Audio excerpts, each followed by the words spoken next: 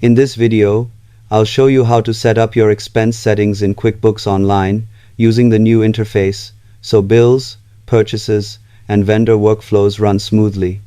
Start by opening your company, click the gear icon in the top right, and select Account and Settings. In the left panel, choose Expenses. This is where QuickBooks controls how expense forms, bills, and purchasing features behave. Review the bills and expenses options first, like showing the items table on expense forms if you track products or services, and enabling billable expenses if you pass costs to customers.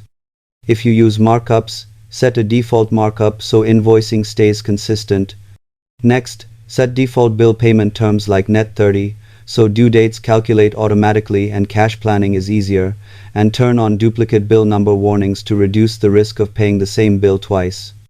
If you use purchase orders, enable them here and adjust any default fields or messaging so your purchasing stays organized and matches vendor bills later. When finished, click Done to save and revisit anytime your workflow changes. Subscribe for more QuickBooks setup tips that keep your books clean and stress-free.